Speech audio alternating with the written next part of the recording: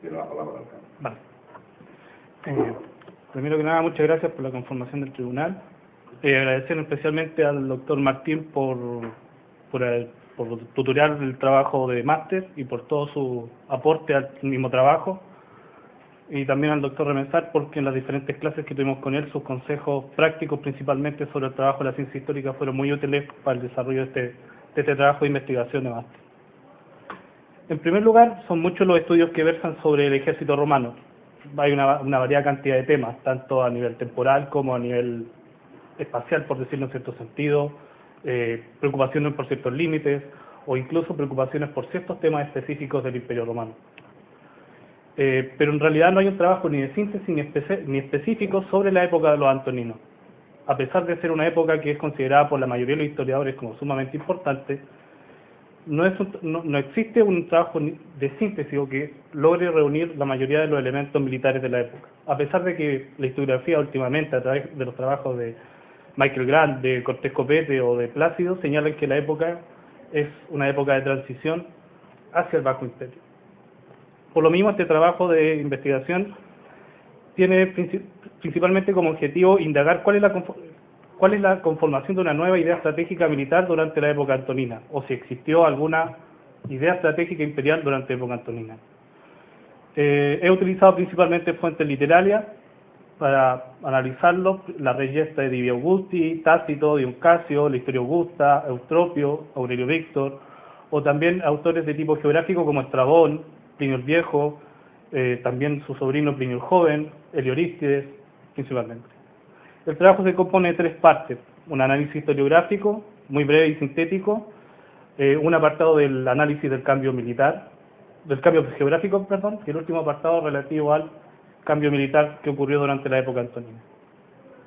Respecto al análisis historiográfico en general, brevemente, se puede decir que la época de los antoninos, como se entendió tradicionalmente, no hay que adoptar las últimas posturas, se inicia con Nerva, principalmente un emperador de transición para salir de la crisis del asesinato de Domiciano, donde el ejército romano se componía de alrededor de unos 300.000 hombres y, como dice Edward Luttwak, era una fuerza de choque, preocupada principalmente de resolver los asuntos internos del imperio.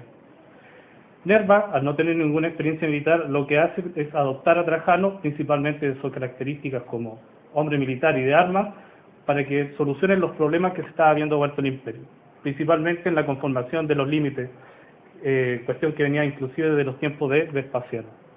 A Trajano se le ha reconocido principalmente como un emperador expansionista, lo dice Blázquez, Togo, Sassel, Cortés Copete, e incluso se le intenta comparar sus campañas, en cierto sentido, con un símil de Alejandro Magno, sobre todo sus campañas orientales.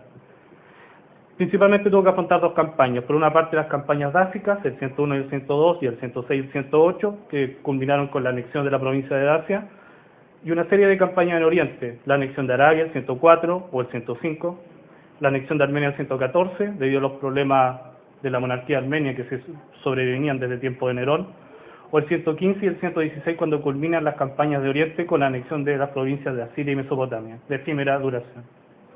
Su sucesor, Adriano, el 117, asume una posición del imperio un poco bastante débil a raíz de todo el esfuerzo bélico de la época de Trajano. Es un emperador polifacético, preocupado tanto en una faceta jurídica, pero también es reconocido principalmente como un emperador viajero. Y bajo ese prisma, ser un emperador viajero, sus viajes tuvieron una efectiva preocupación militar. Por ejemplo, viaja a Germania en 122 para establecer el límite llamado el Valum Germanicum, es decir, una especie de límite que se venía desarrollando desde Vespasiano.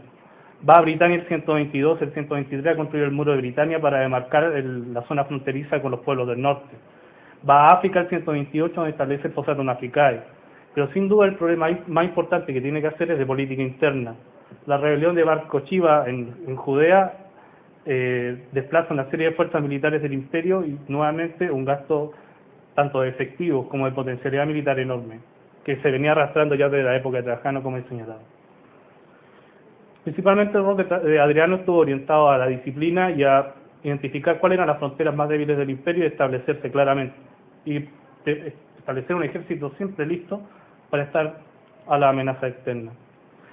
Su sucesor, Antonino Pío, el 138, como señala Jean Levesque, cito, son conflictos militares nada graves. Es un emperador reconocido principalmente por Gibbon como un emperador donde no sucedió nada o una época pacífica, apacible o de oro dentro del imperio. Ocurren pequeñas campañas de rectificación en Dacia y Britania, principalmente la construcción del muro antonino. No obstante, esta época pacífica va a terminar con su sucesor, Marco Aurelio, que tiene que afrontar las dos más grandes guerras del periodo.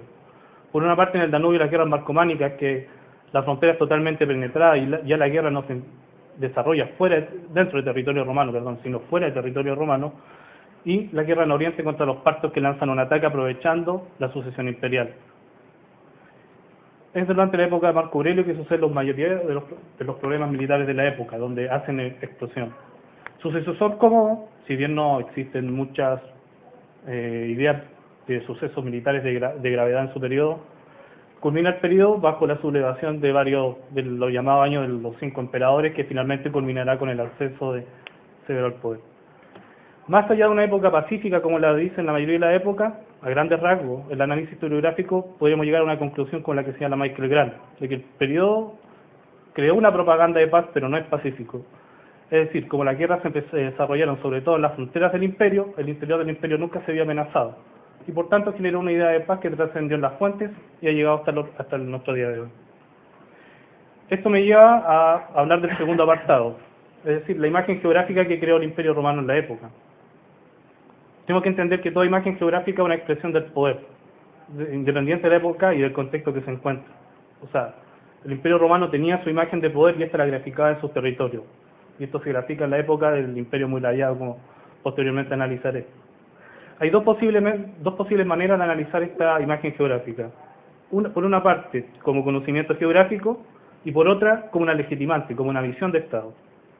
En primer lugar, como conocimiento geográfico, el imperio anteriormente, si bien se componía de provincias, a fines de la República existían todavía muchos estados colchón o estados títeres, pero ya cuando Augusto asume el poder y la división entre provincias imperiales y senatoriales obliga a conocer mejor el territorio para mejorar su administración y su defensa, sobre todo considerando que Augusto tenía al mando de las provincias, en este caso los emperadores tenían en su mando las provincias con problemas de seguridad.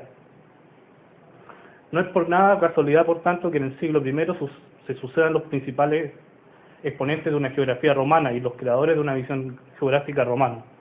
Estrabón, por ejemplo, que escribió a principios del siglo I y que, como dice Schiller, puede haber sido alentado por Augusto a escribir, señala en su obra, principalmente capítulo 1, 16, señala que la geografía tiene principalmente una utilidad política, y esa utilidad política sería mejorar la administración imperial.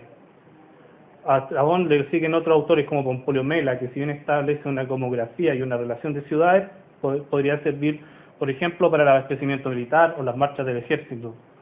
Además está recordar la obra de Plinio el Viejo, que si bien es de su historia natural, es una obra de tipo enciclopédico, comienza ya a visualizarse un poco esta idea de que el Imperio Romano es el mundo civilizado, muy copiado del mundo griego. También encontramos a Tácito, que si bien es un historiador, en su obra recurre de sobremanera a la geografía. Por ejemplo, en su Agrícola 51 encontramos una frase que podría describir la importancia geográfica que se daba en aquellos entonces. Nocere provinciam, nocere exercitui. Señalaba cuando Agrícola asumió el mando de las tropas en Britania, es decir, conocer la provincia era parte esencial de su administración militar. Todo esto finalmente va a concluir que hacia el siglo II, principalmente a fines del gobierno de Adriano y el inicio de Trajano y el inicio de Adriano, se consolida una visión de Estado romana ampliamente geográfica. Es consecuencia de la anterior y nos lleva a la segunda visión. Es una óptica de mentalidad romana, es un modo de pensar. Por una parte, se pasa de un imperio hegemónico a un imperio territorial, de un imperio donde, como decía el mismo Augusto en su Res Gestae, su capacidad de poder llegaba hasta donde él tuviera la capacidad de perdonar o hacer amistad con los pueblos enemigos, a un imperio que tenía fronteras claramente delimitadas, como anteriormente había mencionado, el muro de Adriano, el muro de Antonino, el Valum en Germania, el Fossatum Africae, entre otros. O simplemente la conversión de estados títeres en provincias, tarea iniciada principalmente por Vespasiano. O también podemos encontrarlo graficado en la famosa frase virgiliana de época Augusto del Imperium sine dedi. En cambio, si comparamos esa visión de Virgilio de principios del siglo I con la visión de Tácito a inicios del siglo II, Tácito nos habla de un imperio rodeado por un septum, es decir, por un muro, confinado. Empieza a existir, por tanto, una política de vasto alcance territorial, iniciada por Vespasiano, como he dicho, Trajano la prosigue, la continúa. Sus campañas tienen principalmente como lógica la anexión territorial, todas sus campañas concluyen con una anexión territorial, y Marco Aurelio, también puedo mencionarlo que en su campaña de Marcómana y del Danubio, la Victoria Augusta, y también John Caso en cierto sentido, nos enuncian de que quería completar su campaña con una anexión territorial. Por último, confirma esta visión de nuevamente Tácito, que en un discurso dado en los Análisis 4-5, que supuestamente se atribuye a Tiberio, donde señala la posición de las legiones y las tropas imperiales. Si comparamos ese ejército móvil que nos relata Tácito para aquella época y lo comparamos con la disposición de las tropas durante Adriano, nos da principalmente que el imperio se había vuelto desde un carácter de seguridad interno a uno de seguridad externa. Pero sin duda, el principal relato de la época para comprender cómo había evolucionado y se había concretizado esta visión, nos da Heliodístedes el 149 en su visita a Roma. Si bien señala varias cantidades de elementos importantes, para centrarnos en los asuntos militares son 4 los principales. Primero, se refiere a que el imperio es un imperio amurallado, es decir, con límites ya claros, definidos y por tanto, en cierto sentido, lo que ha llevado a muchos historiadores modernos a hablar como de un pensamiento defensivo. Las ciudades, dice él, que no conocen sus guarniciones, es decir, lo que habíamos señalado anteriormente de la lógica de Grant. Es decir, como las ciudades no se encuentran amenazadas, no tienen distribución de tropas, no sienten la presencia de un peso militar, creen que hay paz alrededor de ellos. Porque si tuviéramos que comparar Heliodístedes, que es de Esmirna, sus guarniciones más cercanas se encontraban 1100 kilómetros en dirección a Capadocia o 700 kilómetros en dirección a Dacia.